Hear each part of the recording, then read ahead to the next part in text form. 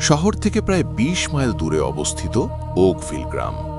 বাইরে থেকে দেখলে গ্রামটাকে বেশ শান্ত মনে হলেও এর বুক চিরে বয়ে যাওয়া ঘন জঙ্গলটার নাম শুনলে গ্রামের বৃদ্ধদেরও বুক কেঁপে ওঠে। গ্রামের মানুষ একে ডাকে ব্ল্যাকউড। লোককথা অনুযায়ী এই জঙ্গল মানুষের নয়, এটি সরাসরি নরকের এক টুকরো অংশ যা এই পৃথিবীতে মিশে আছে।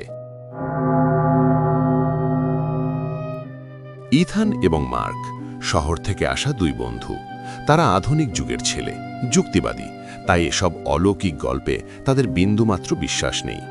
গ্রামের মানুষ যখন তাদের সতর্ক করে বলতো সূর্যাস্তের পর ব্ল্যাকউডের ত্রিসীমানায় যেও না, ওখানে বাতাস কথা বলে, তখন ওরা হো হো করে হাসত। কিন্তু গত এক সপ্তাহ ধরে ওদের বাড়ির জানালার কাঁচের বাইরে অদ্ভুত সব নখের আঁচড় কাটার শব্দ শোনা যাচ্ছিল। মাঝরাতে হঠাৎ কানে আসত এক বিচিত্র ঘরঘরে গুনগুনানি, যেন কেউ কোনো প্রাচীন ভাষায় বিলাপ করছে। সেদিন ছিল অমাবস্যা, আকাশে চাঁদ নেই, পুরো ওকভিল গ্রাম যেন নিকষ কালো অন্ধকারে ডুবে আছে। ইথান আর মার্ক ঠিক করল আজ তারা এই অন্ধকারের রহস্যের শেষ দেখে ছাড়বে। হাতে একটি পাওয়ারফুল নাইট ভিশন ক্যামেরা আর ফ্ল্যাশলাইট নিয়ে ওরা নিঃশব্দে ঢুকে পড়ল ব্ল্যাকউড জঙ্গলে। জঙ্গলের যত গভীরে ওরা যাচ্ছিল, বাতাস তত ভারী আর অস্বাভাবিকভাবে ঠান্ডা হয়ে আসছিল। ঝিঝি পোকার ডাক পর্যন্ত থেমে গেছে। হঠাৎ ইথান দেখল সামনের বিশাল পাইন গাছগুলোর ফাঁক দিয়ে আগুনের একটি রক্তিম আভা দেখা যাচ্ছে।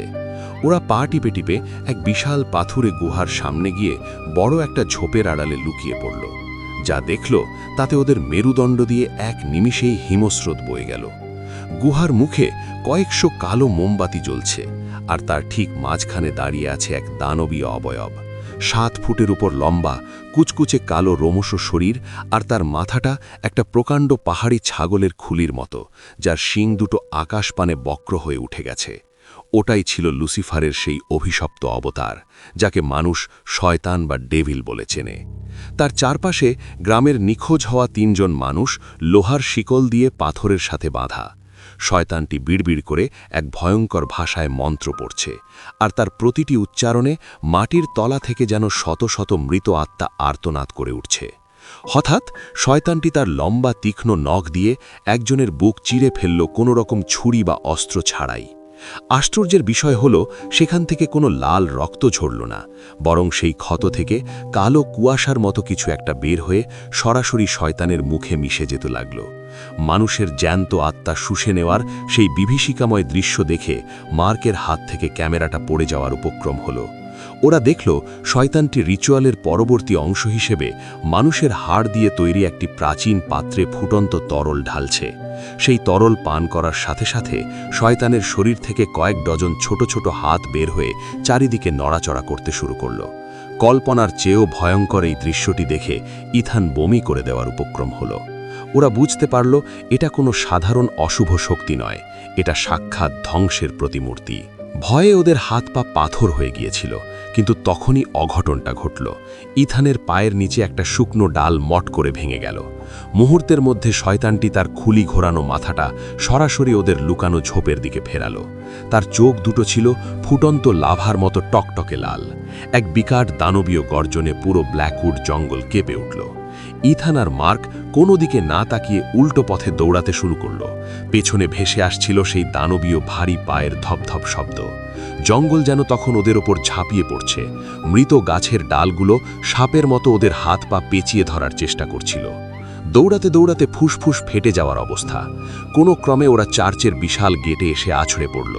ঠিক সেই মুহূর্তে চার্চের ভারী কাঠের দরজাটা ক্যাচ ক্যাচ শব্দে খুলে গেল। সামনে মশাল হাতে দাঁড়িয়ে আছেন ফাদার নিকোলাস। তার এক হাতে একটি বিশাল চামড়ায় বাঁধানো বাইবেল, আর গলায় ঝুলছে পবিত্র রূপালী ক্রুশ। ফাদার ওদের ফ্যাকাশে চেহারার দিকে তাকিয়ে সব বুঝে গেলেন।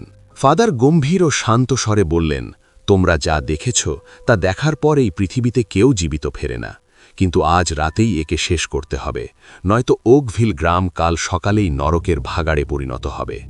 ফাদার ওদের নিয়ে আবার সেই অন্ধকার জঙ্গলের দিকে রওনা হলেন। ফাদারের হাতে ছিল পবিত্র জলের পাত্র। জঙ্গলের একেবারে গভীরে পৌঁছতেই সেই শয়তান আবার তাদের সামনে আবির্ভূত হল। এবার তার রূপ আরও দানবীয়। তার পিঠে থেকে কুচকুচে কালো চামড়ার ডানা গজিয়েছে, আর চারপাশ ঘিরে ধরেছে হাজার হাজার কালো ছায়া। শয়তানটি ফাদারের দিকে তাকিয়ে মানুষের বিকৃত গলায় অট্টহাস্য দিয়ে বলে উঠল, নিকোলাস, তোমার ওই ঠুনকো বিশ্বাস দিয়ে আমায় থামাতে পারবে না। এই পুরো জঙ্গল এখন আমার রাজত্ব, এই আত্মাগুলো আমার ভোগ্য বস্তু। ফাদার নিকোলাস বিন্দুমাত্র বিচলিত না হয়ে অটল হয়ে দাঁড়িয়ে রইলেন। তিনি হাতের বাইবেল খুলে লাতিনে উচ্চস্বরে মন্ত্র পাঠ শুরু করলেন। মন্ত্রের প্রতিটি শব্দে চারপাশের কালো ছায়াগুলো যন্ত্রণায় কুঁকড়ে যেতে লাগল। শয়তানটি এবার চিৎকার করে সরাসরি ফাদারের দিকে ঝাঁপিয়ে পড়ল। ফাদার দ্রুত তার রূপালী ক্রুশটি উঁচিয়ে ধরলেন। ক্রুশ থেকে এক উজ্জ্বল তড়িৎ আলো বিচ্ছুরিত হল, যা শয়তানের পচা চামড়া পুড়িয়ে দিচ্ছিল। শয়তান তার ডানা ঝাপটে ফাদারকে উড়িয়ে দেওয়ার চেষ্টা করল, কিন্তু ফাদার মাটিতে হাঁটু গেড়ে বসে নিজের হাতের রক্ত দিয়ে মাটির ওপর একটি বৃত্ত আঁকলেন। সেই বৃত্তের ভেতর পবিত্র জল ঢালতেই মাটি ফেটে এক বিশাল গহ্বর তৈরি হল। সেখান থেকে কোনো আগুনের শিখা নয়, বরং বরফ শীতল এক নীল রঙের মহাজাগতিক আলো বের হয়ে এলো। শয়তানটি সেই গর্তের টানে নিচের দিকে যেতে যেতে ফাদারের উদ্দেশ্যে তার শেষ অভিশাপ ছুড়ে দিল, কিন্তু ফাদার চোখ বন্ধ করে তার প্রার্থনা চালিয়ে গেলেন। শয়তানটি যখন শেষবারের মতো গর্তে হারিয়ে যাচ্ছিল, তখন তার আকাশ ফাটা আর্তনাদে ব্ল্যাকউড জঙ্গলের অর্ধেক গাছ তাসের ঘরের মতো ভেঙে পড়ল। হঠাৎ করেই সব নিস্তব্ধ হয়ে গেল। আকাশ থেকে সেই কালো মেঘ সরে গিয়ে ভোরের প্রথম ফ্যাকাশে আলো ফুটতে শুরু করল। ইথান আর মার্ক দেখল ফাদার নিকোলাস দরদর করে ঘামছেন, তার শরীর থরথর করে কাঁপছে। তিনি দীর্ঘ শ্বাস ফেলে বললেন, শয়তান ফিরে গেছে, কিন্তু সে তার অভিশপ্ত চিহ্ন এই গ্রামেই রেখে গেছে। এই জঙ্গল আর কোনোদিন আগের মতো শান্ত হবে না। ওরা দেখল ফাদারের হাতে ধরা সেই পবিত্র রূপালী ক্রুশটা এখন পুড়ে কুচকুচে কালো কয়লার মতো হয়ে গেছে। শয়তানকে নরকে পাঠাতে গিয়ে ফাদারকে তার জীবনের সবচেয়ে বড় আধ্যাত্মিক মূল্য দিতে হয়েছে। ইথান আর মার্ক সেই গ্রাম ছেড়ে চিরদিনের জন্য চলে গেল, কিন্তু আজও মাঝরাতে ঘুম ভেঙে গেলে তারা দেখতে পায় সেই ছাগলের খুলি পড়া লাল চোখের অবয়বটা তাদের বিছানার পাশে দাঁড়িয়ে আছে। সেই অভিশপ্ত রাতের দৃশ্য তাদের জীবন থেকে কোনোদিন মুছে যাবে না। এই ছিল আজকের গল্প।